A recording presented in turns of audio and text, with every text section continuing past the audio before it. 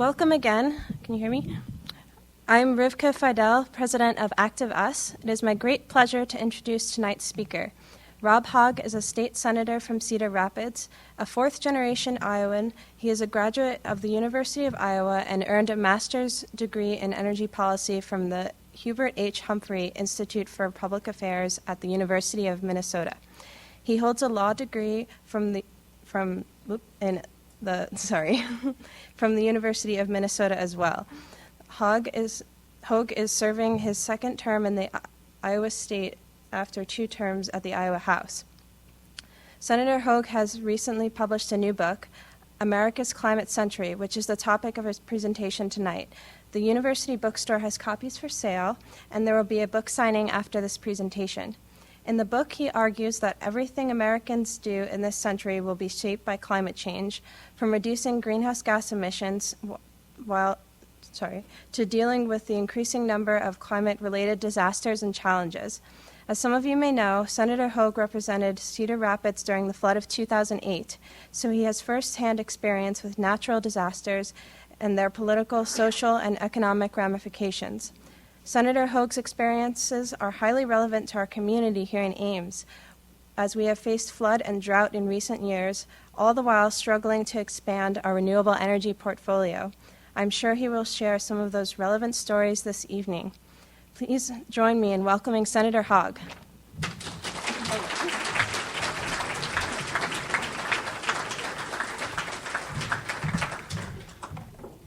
Well, good evening, everybody, and thank you for coming out tonight. I am excited to be here and have had a great day on campus here at Iowa State, talking to some other classes before tonight's session. So I'm really happy to be here. If anybody has trouble hearing me, please let me know, and I will try to deal with that. I do want to acknowledge one of my colleagues in the Iowa State Legislature who is here tonight, Representative Beth Wessel-Kroschel, who has the distinction of being tied with Kirsten Running Marquardt from Cedar Rapids for the longest name in the Iowa Legislature, among other notable accomplishments. In case you weren't listening to the introductions, I think I heard free ice cream on September 26th. I didn't quite catch the building. Okay, so everybody mark that down. You can't beat free ice cream. Well, I got one other thing sort of introductory to say, but I think I'll save it for later.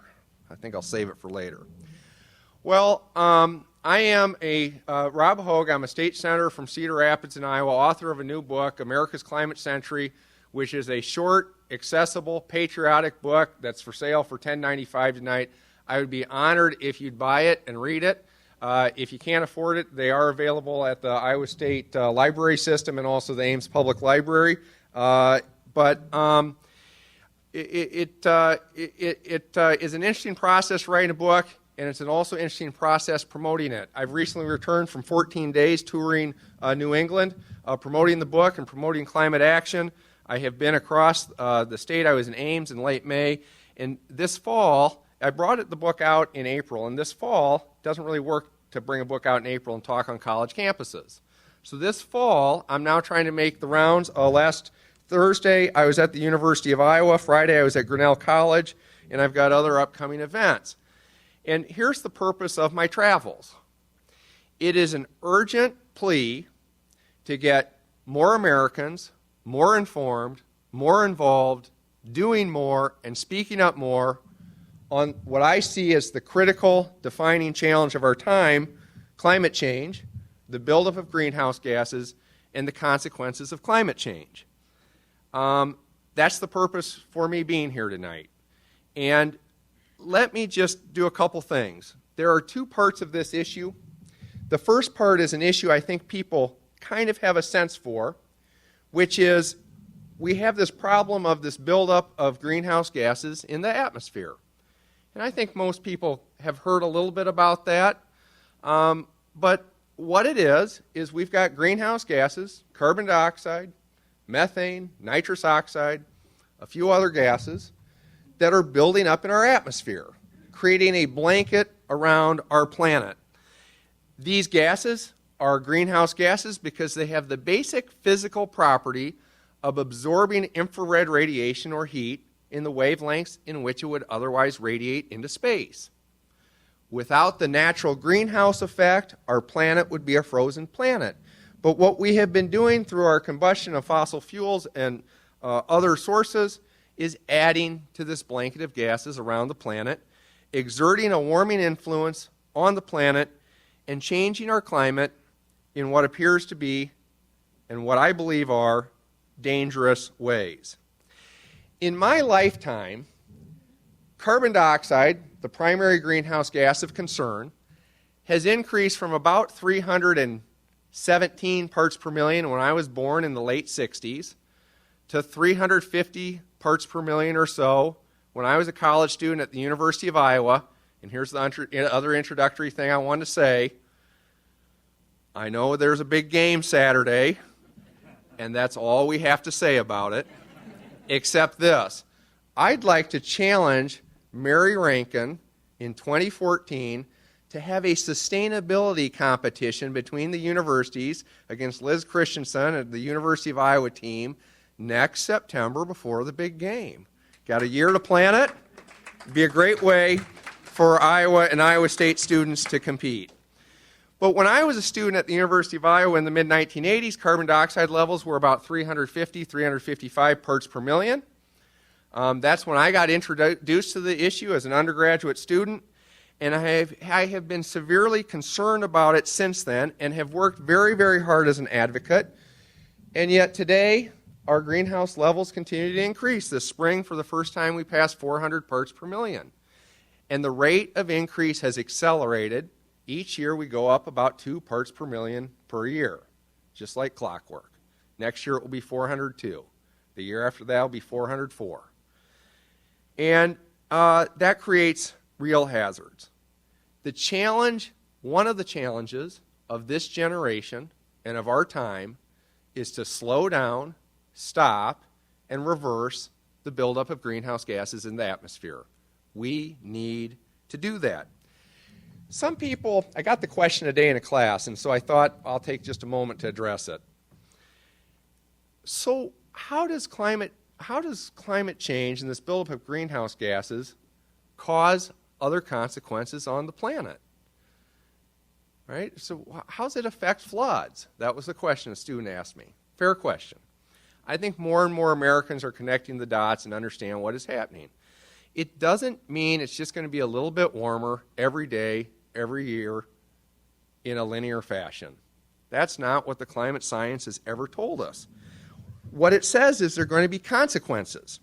One of the consequences, which I discuss in the book, is acidification of the ocean.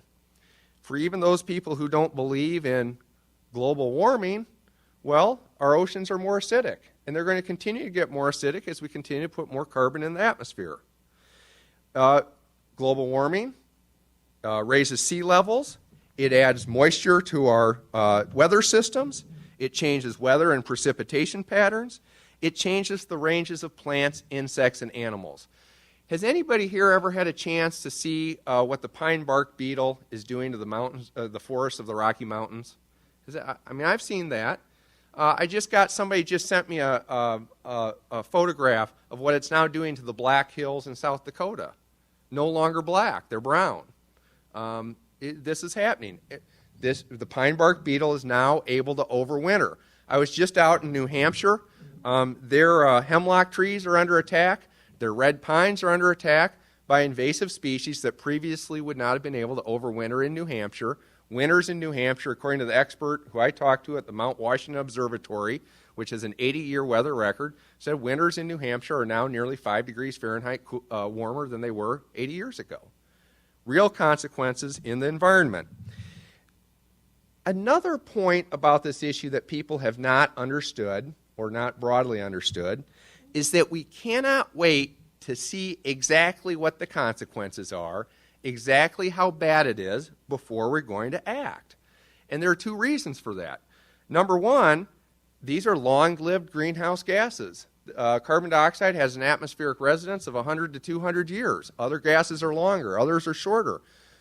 But it has an irreversible quality to it, at least for time scales of human significance.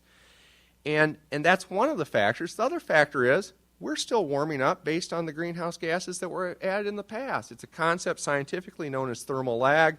In the book, I compare it to adding to not only blankets, but also cooking macaroni and cheese. And if you want to hear about that later, I can tell you more about cooking macaroni and cheese. I'll just do it right now.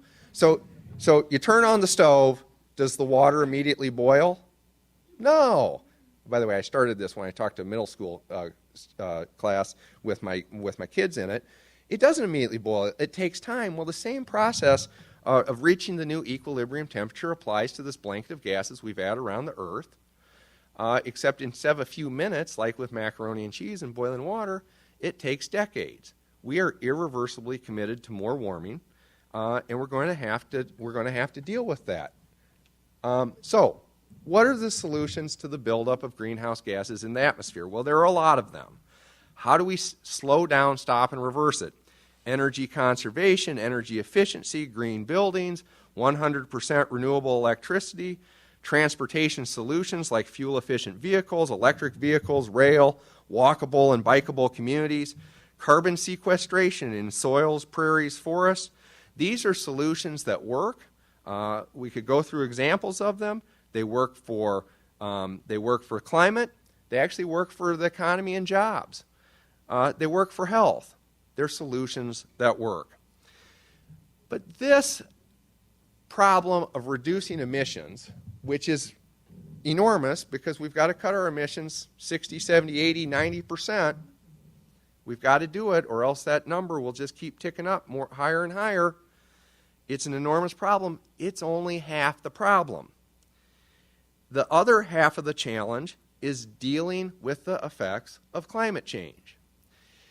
The moment that transformed this issue for me from an abstraction that I had advocated on for years to a reality that's a living reality that affects real people with real lives was the flood of 2008 in Cedar Rapids. Never before had the Cedar River reached more than 21 feet at flood stage through downtown Cedar Rapids. After 15 inches of rain over the first 2 weeks of June in 2008, our Cedar River reached 31 feet 1 inch, more than 10 feet higher than it had ever been before. Now, could have that happened without climate change? Yes. I personally believe it was climate related. The day of June 11th, I remember reaching into my files and pulling out an article from May 4th, 1999, State Faces More Floods, Study Warns, was the headline in the Des Moines Register. Why? Because of the effects of climate change. The consequences for events like this are real. Whether you are a climate believer or a climate skeptic, the consequences of these events are real, and we have to deal with them. In Cedar Rapids, 5,000 homes were flooded, 1,000 businesses, churches, museums, and other nonprofits, 1,000. Virtually every major facility of city or county government, the police station, fire station, the courthouse, the jail, with the evacuation through 3 feet of water of the inmates at the jail. The facility that provided services for people with disabilities, Options of Lynn County, the Public Works Building, the County Administration Building, and in the worst non-fire disaster in American library history, our library lost 80,000 volumes. By the way, just 2 weeks ago, new library, back, sustainable, green building, out of the floodplain. It's a fantastic building. So we can recover from these things, but it takes some effort. Every building, every family, every business has a story to tell. And for many, the consequences are not just economically devastating. This was a $5 billion disaster in our community. $5 billion. It was also emotionally devastating. The woman who lost all her family pictures after putting them up on the second floor thinking that would save them. Didn't work. She lost them. The couple that had just paid off their mortgage, they're in the low 70s. Here's what they got. $28,800 from FEMA. Thank you, federal taxpayers, for your support. And an SBA loan that required a new 30-year mortgage. Can you imagine being in your low 70s and having a new 30-year mortgage on your house to recover? The man who lost not only his home, his business, but also his church, all three in a single flood. And these stories, story after story after story, and it's what the consequences of climate-related disasters are. We got to deal with that. And of course, wasn't just Cedar Rapids, it was towns all across Iowa, and it wasn't just 2008. We did it again in 2010. I remember coming to Hilton Coliseum to see it after it had flooded for the second time in less than 20 years.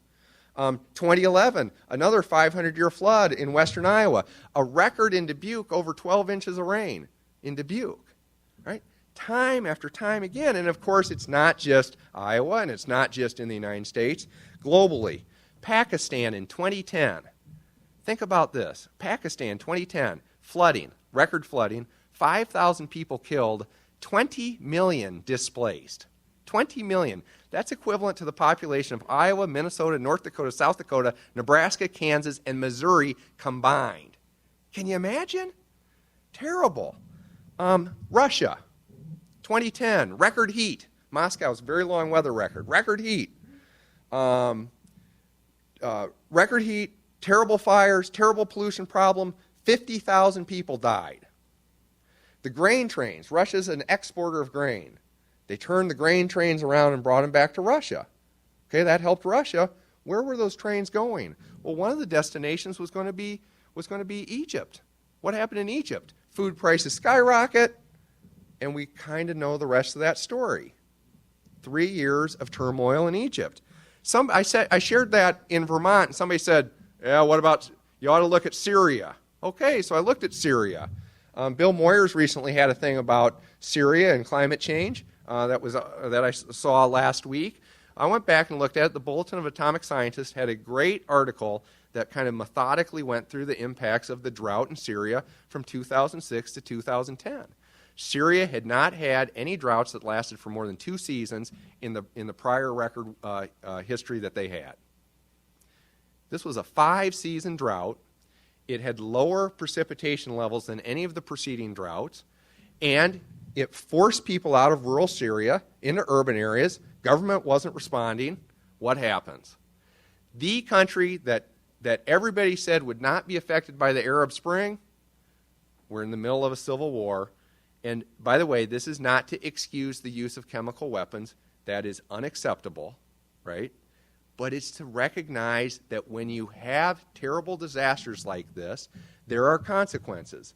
And it is something that we as a people, as Americans, are going to be repeatedly called on to deal with. We need disaster preparedness.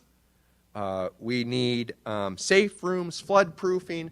We need to get ready. We need natural resource management so we can deal with the consequences of the changes in species. We need water management. And we need disaster relief and recovery. And I'm going to say we need it not only in this country, but out of our own national self-interest. We need to do this around the world. And we need to organize the countries of the world to be better prepared for disasters like this, not just here, but around the world, out of our own national self-interest. When disasters happen, the United States needs to respond. I do want to note, just since my book was released in April, Iowa had record snowfall in early May, followed less than 2 weeks later by the record warmest temperature ever recorded in Iowa's history, 106 degrees in Sioux City, followed by a return from the drought of 2012 to 100-year flooding, killed a man in New Hartford, Iowa. Unacceptable to have somebody dying in a flood when people know it's coming. I come back, driest August in Iowa's history. I believe yesterday in Des Moines, it was the latest date that Des Moines ever went over 100 degrees Fahrenheit. We are living with a climate system on steroids. Bad things could happen even without climate change, and we ought to prepare for it. But climate change makes the need that much more urgent. Okay, so how are we going to go forward and think about this problem?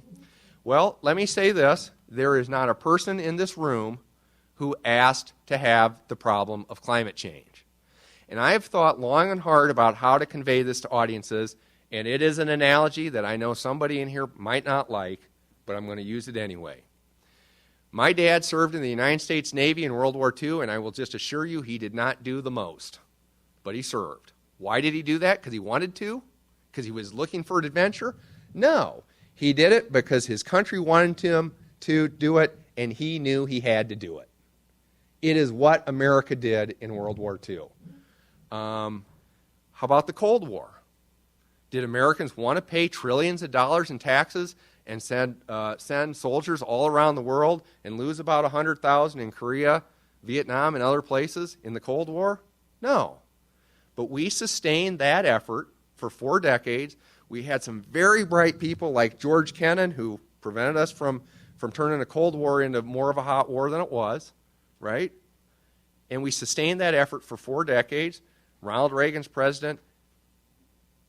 I don't mean to offend any Democrats here, but Ronald Reagan led us to finish the victory in the Cold War, in part because he was tough, but in part because he recognized that Mikhail Gorbachev was a different type of leader, even though he had advisors telling him not to believe Gorbachev, right?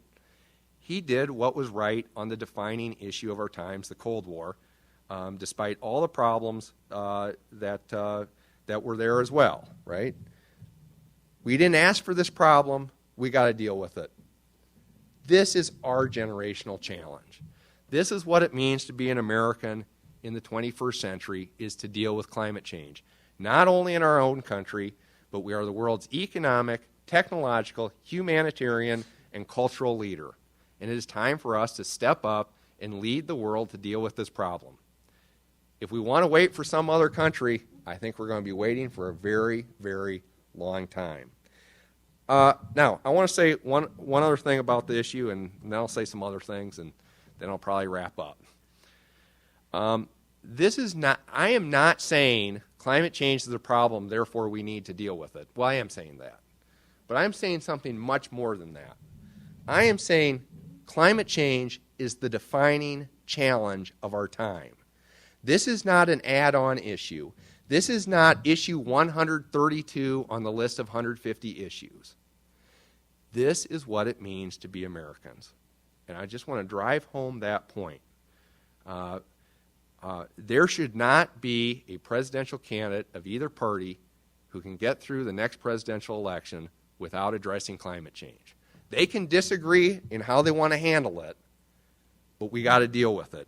And if somebody just wants to say, I don't believe in greenhouse gases, okay, fine. Deal with flooding. Deal with wildfires. We've had wildfires just since I wrote the book. Colorado, Arizona, Idaho, California. Deal with tornadoes. The science on tornadoes and climate change is a little iffy. I don't care. Deal with it. Moore, Oklahoma should not be building schools without basements, especially after they've been devastated by tornadoes. That could have just as easily been West Des Moines. Could have just as easily been West Des Moines. We got to deal with it. We got to get ready. So, one other point. I talked about World War II and the Cold War. I also have talked to audiences about what citizens did to bring about the Civil Rights Movement. On the 50th anniversary of the March on Washington in Fall River, Massachusetts, I joined an event called the Energy Exodus, which was walking from the largest coal-burning plant in New England to the site of the first offshore wind project. I joined it for the first day.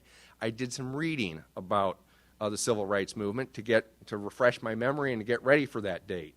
The March on Washington didn't just happen. Martin Luther King said, I need something to escalate this issue, to raise it up. The Kennedy administration said, no, don't do it, don't do it. Well, King did it. Why did King do it? Because he was living it. He had been in Birmingham where the young African-American kids were standing up and getting bitten by police dogs or fire hosed.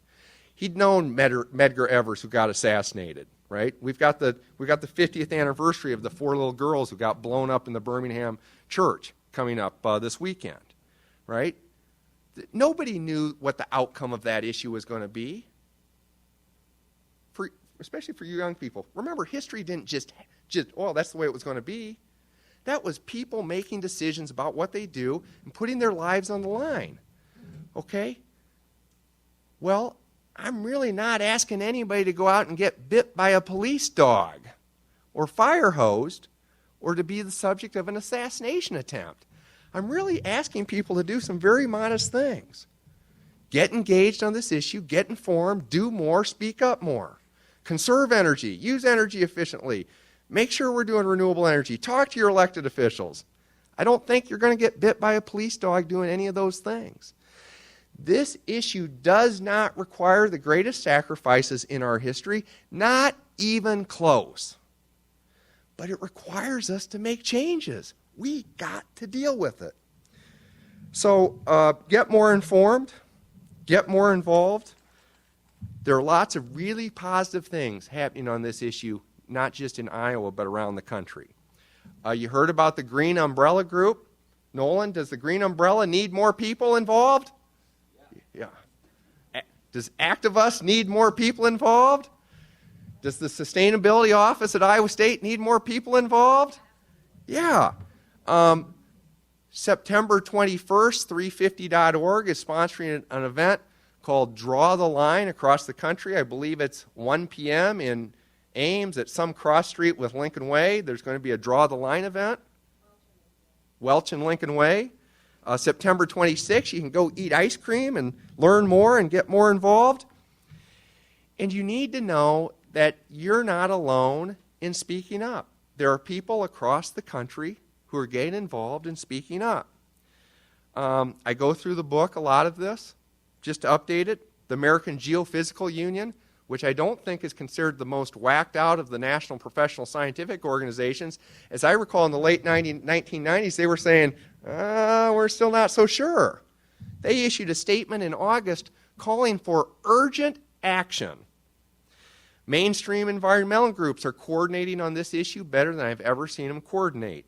There are new groups, 350.org, which is doing a fabulous job educating people across the country.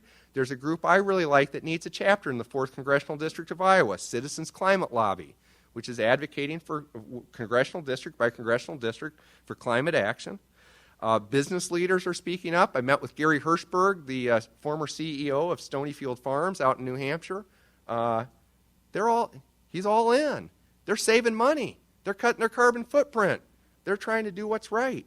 Businesses across Iowa, the Regional Sustainable Business Alliance in Cedar Rapids and Iowa City, businesses stepping up, doing what's right. Van Meter Industrial in Cedar Rapids says, we're all in. They build a LEED Platinum building, warehouse, office space, first year of operation, total cost of their electrical bill, $330. Business leaders speaking up. Hunting and fishing groups are speaking up. I go through it in my book. Why? Ducks Unlimited says we've assessed the best available science, and this has the potential to undo 70 years of conservation work. That's from Ducks Unlimited, a radical environmental group. Matt O'Connor, who runs Pheasants Forever. There was recently an event in Iowa called I Will Act on Climate. Bus tour showed up in Cedar Rapids. Matt O'Connor came. He tells me, he speaks up, says we got to deal with climate change. He said, Rob, I got members who probably don't agree with me, but when we have virtually no pheasants left, you got to speak up. You got to speak up. Faith groups are speaking up, interfaith groups, Jewish, Muslim, Hindu, Buddhist, Christian groups speaking up. Iowa Interfaith Power and Light is a group working in Iowa, does a great job. Catholics, I quote Pope Benedict in my book. Catholics are speaking up. Evangelical Christians are speaking up. I cite several of the groups nationally that are working on it. In July, 200 scientists who self-describe themselves as evangelical Christians released a letter they'd written to Speaker Boehner saying, we need to act on climate change. Military leaders are speaking up. Climate Patriots, led by Dennis McGinn, a retired Vice Admiral of the United States Navy, and two groups that I love. Climate Parents. We care about our kids, therefore we care about climate. If you care about your kids, you need to care about climate. And then the group I love that was founded in Iowa, 100 Grannies for a Livable Future. And just so you know how this works, here's what 100 Granny for a Livable Future does. She goes out to Maryland to help her daughter, who's just given birth to a new grandchild, slips up to Washington, D.C., gets arrested protesting the Keystone XL pipeline, then goes back to Maryland and helps her daughter some more. See how you do that?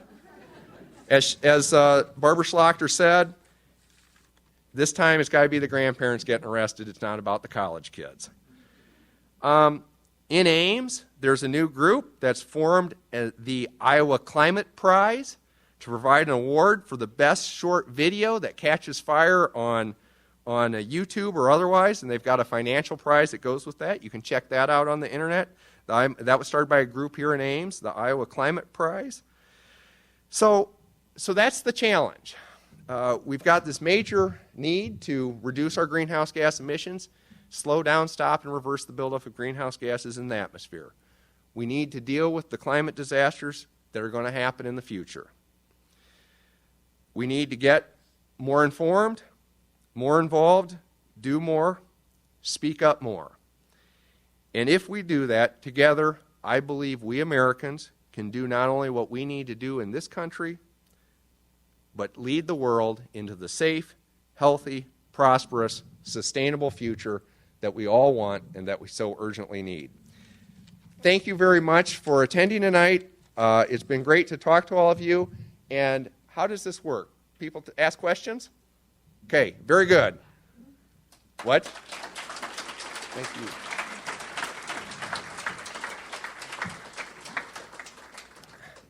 So I think people, if you have any questions or comments for the good of the group, I think they'd like you to go to the back microphone. And here's another plug I'm going to put in while we wait for the questioners to arrive. There's also an Iowa group putting together the Great March for Climate Action that will cross the country next year, March 1st, leaving California, coming through Iowa, probably in late July and early August. What a nice time to visit Iowa for people from outside the state.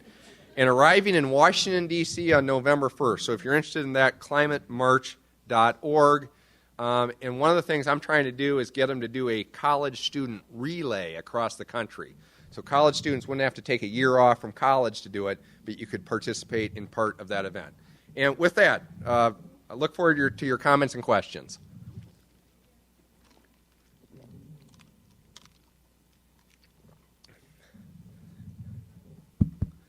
Technical difficulties.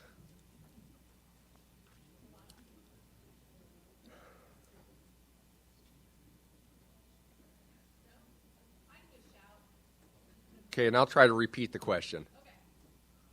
Thank you so much for your talk. I'm a professor here and I teach environmental issues, and we're about to get next into energy policy. So I was wondering, as a senator in the state is currently debating it, what your position is on fracking. Okay. Fracking. Good question. Let me say this. I didn't emphasize it enough, but whatever you're going to do on climate, first get involved. Do something more. In your personal life, business, school, in politics. Whatever you do, make sure you are repeatedly communicating with your elected officials about it. You do not have to tell somebody, I want you to vote for this bill or this other bill. It is okay to simply speak up and say, I am concerned about climate change and I am hoping that you will do something about it. I like to say every time you do something in your personal life to try to reduce your carbon footprint or try to improve sustainability, tell an elected official about it. Just go ahead and tell them about it. Hey, I want to let you know I decided to carpool this week to reduce my carbon footprint, and I'd like you to do things to do more. Fracking, I personally am not in favor of fracking. I believe we need to leave fossil fuels in the ground, and so it is a mistake to develop more fossil fuels. I understand the complication about some of the benefits that natural gas has and about the desire for more domestic oil and gas production. I understand that desire. But if you understand the science of climate change and its impacts, in my view, the only reasonable position is to, as fast as possible, leave fossil fuels in the ground. So I wouldn't spend money on fracking. I wouldn't do it. I wouldn't build the Keystone XL pipeline. Wrong direction to go. Now, obviously, there are some challenges in that. But if this country got committed to it, I am absolutely convinced that we could have 100% renewable energy in a matter of, 10 years, 15 years? If we said this is our purpose as a country. I'm a 100% renewable electricity customer right now. Right? It's available.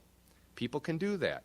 So I think we need more people to speak up and do that. But fracking, I'm not in favor of. It's going to be a transition, right? We got to do this. We got to make the changes that we need to make. It's not the greatest sacrifices we've made in our history. Thank you for the question. Oh, I have a question regarding the amount of rainfall we're getting in the Midwest. I hear about extremes, flooding, and drought and things like that, but I just wonder for 200 years, where we are right now, what's going to be the rainfall now? Is it going to dry up? Are we not going to have crops? Or what's going to happen? I never hear a prediction about that. Well, I don't think you hear predictions about it specific because it's fairly difficult. I think as I talk to the experts, many of whom are here at Iowa State, Iowa, other colleges and universities around the state, other people nationally, my general perception is they believe the trend to more extreme precipitation events will continue.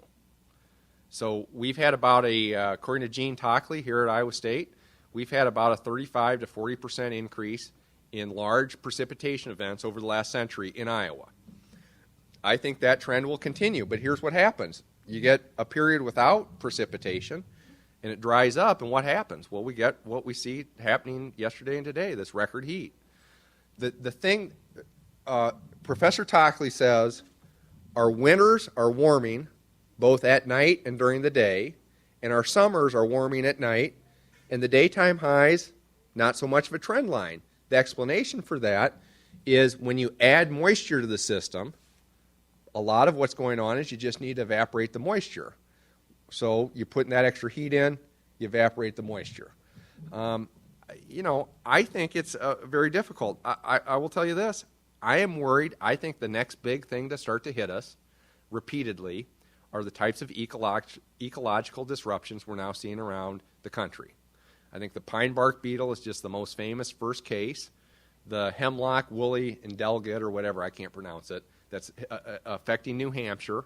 The red pine scales.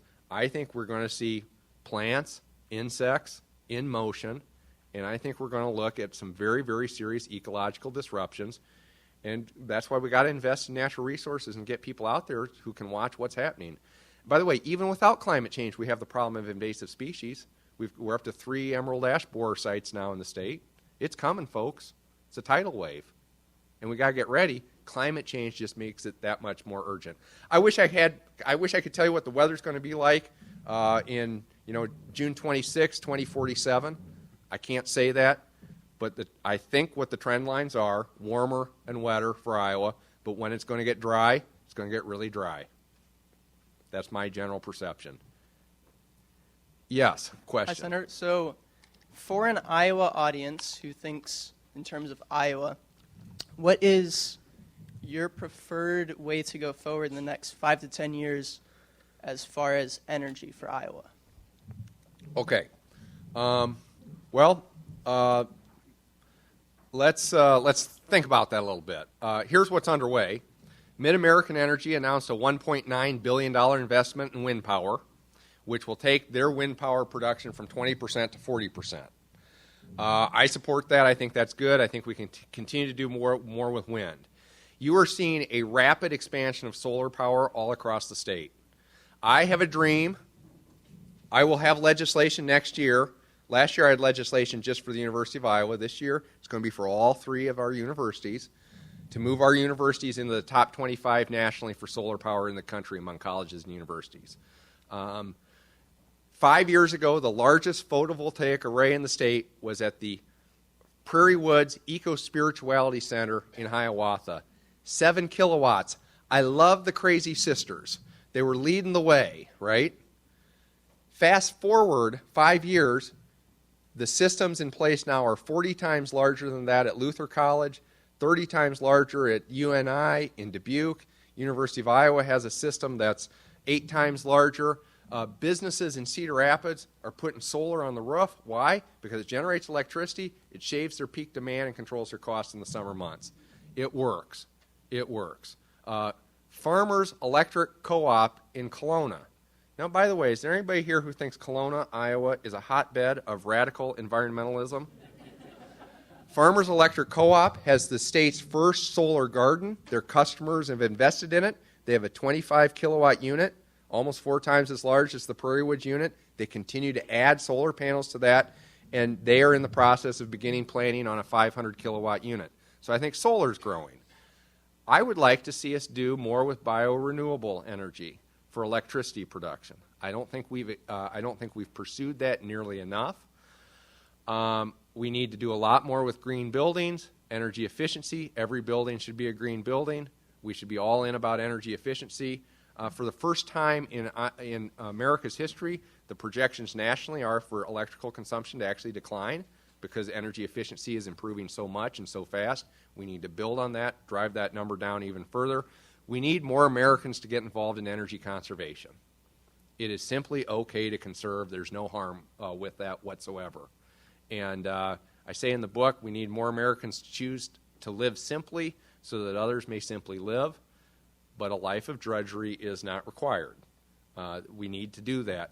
On transportation side, I see a lot more electric vehicles coming. I have 3 constituents who have Chevy Volts, absolutely love the vehicle.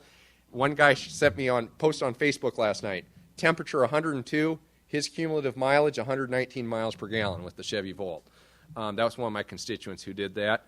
I think fuel-efficient cars work great. My trip to New Hampshire, driving all over New England, 360 books, a year's worth of college supplies for my kid, 2 kids.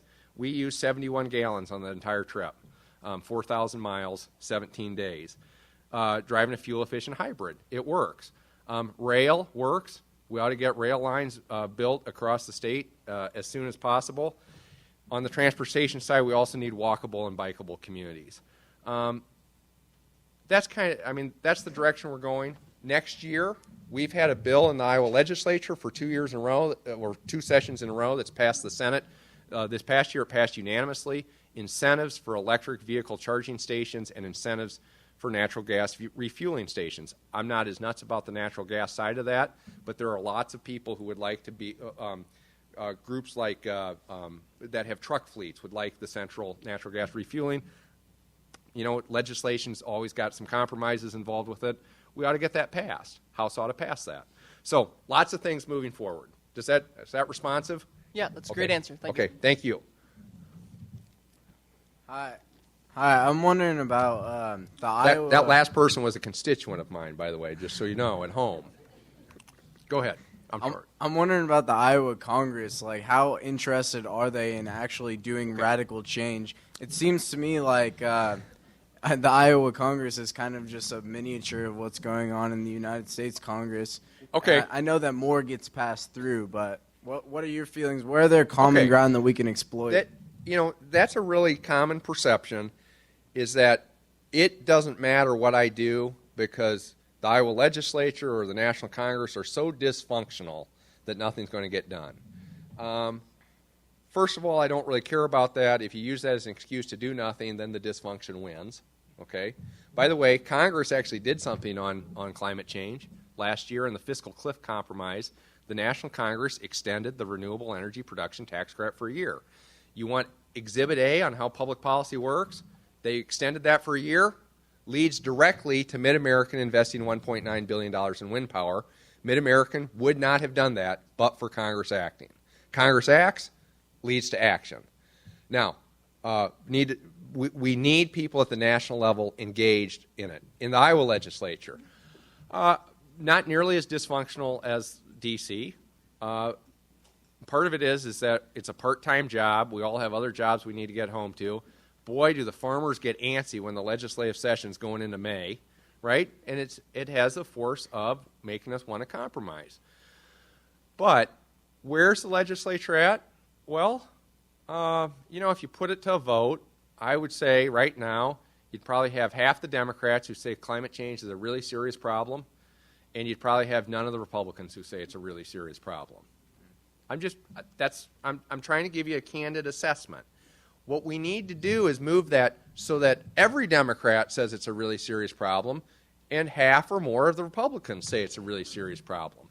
By the way, Tim Pawlenty, Newt Gingrich, and Mitt Romney all backed away from the climate action that they had taken previously in their career. How did that work for them in the last election? Oops. Tim Pawlenty even couldn't get through the Iowa straw poll. We need Republican leaders. They don't have to agree on how they want to do it. They can say, Rob, we don't need energy conservation. We need X, right? But they need, what are you going to do? What are you going to do? What are you going to do about the disasters that are happening? What are you going to do about the $250 billion a year that this country is still exporting every year for foreign oil? By the way, Canada is a foreign country. Remember that. What are you going to do about the real health problems that come from burning coal? It's time to address that. In the book, I try to talk about what some of their constituents, conservative Christians, hunting and fishing groups, the military, businesses, this is what they say. I talk about what Ronald Reagan did. I talk about what Teddy Roosevelt did. I talk about what the first President Bush did. By the way, if all these global environmental things are just a conspiracy of the UN, why did Ronald Reagan sign the Montreal Protocol in 1987? Oh, that Reagan, he was just a part of that liberal UN conspiracy. I don't think so. Ronald Reagan and George H.W. Bush did more in the fight against climate change than any other president in American history, current president included, by signing the Montreal Protocol to regulate chlorofluorocarbons that deplete the stratospheric ozone and also happen to be a very powerful greenhouse gas. It is time for both parties to step up and exert leadership. We're not there yet. But guess what? You might not believe this, but elected officials actually respond to what they perceive their constituents care about. So if they hear from growing numbers of constituents that climate change is important, they'll be less likely to embrace the skeptic science and the denial science. Tom Latham, when he responds to constituents now, he doesn't question the science at all. He talks about what he's done for renewable energy, right? We're making progress. More people, more involved, doing more, speaking up more. Thank you. All right. Yep. Thanks. Yep. Okay. Hi. Yes. First of all, I just want to say thanks again for your time tonight. My name is Ryan. I'm a senior here in civil engineering and design. And it seems like to me, one of the biggest things we can be doing now is to make sure that our economic structure reflects the true environmental and social cost of fossil fuel and dirty industry. And I just wanted to get your opinion on what you think the best policy would be for pricing structures. I know you touched on this briefly, but... Yeah. Okay. Here's the problem. You got to do something about greenhouse gas emissions. One of the ways you do it is you put a price on it. You stop allowing people to dump stuff in the atmosphere for free. I support it. You can do it in a number of ways.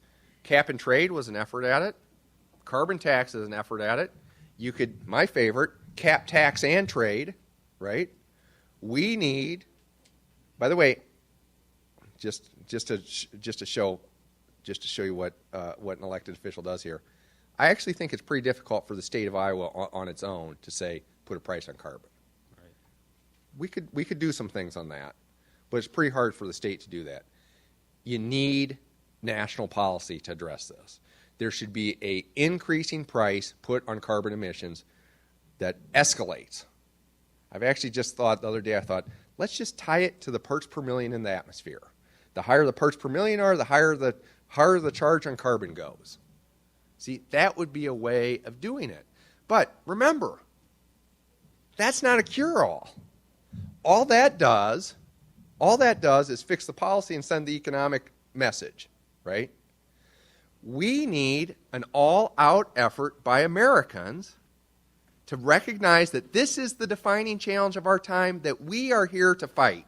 We didn't ask for the problem, but this is our challenge. We have to find a way for 7 billion people to live on this planet sustainably without rendering it uninhabitable or a miserable existence for future generations. Once that recognition is made, then you do cap and trade, you do a carbon tax, you make the renewable energy production tax credits permanent, you have permanent incentives for energy efficiency, you just make it permanent. And you do it because why? Because this is the way we can get the change that we need to make to meet this overarching policy objective. That's what we need, is we need the commitment that this is the policy objective. We ought to have a red line in the atmosphere.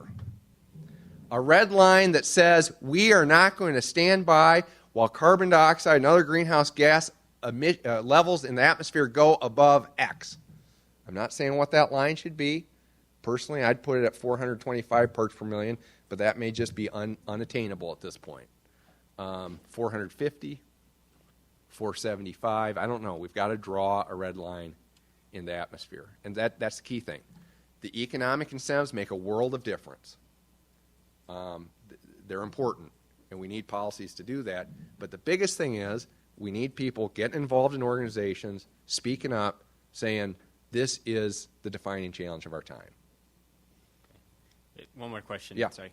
From an Iowa perspective and the Midwest, which of those schemes do you feel like would be most appropriate for us? The cap and trade, tying in with emissions if I had to trading? pick one, I like the carbon fee and dividend that Citizens Climate Lobby is supporting. If I had to pick one, I think it's also the most politically doable right now.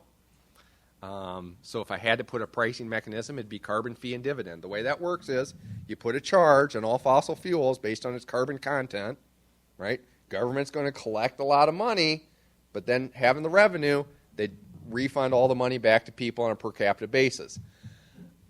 I think that's the most viable right now. If Congress decided, let's use the money for deficit reduction, oh boy, that'd be pretty attractive to me. Jim Rubens, who's a Republican running for the United States Senate in New Hampshire, who I endorsed in the Republican primary, wants to do a carbon tax and payroll tax cut combination. Fine, I wish him luck in the Republican primary.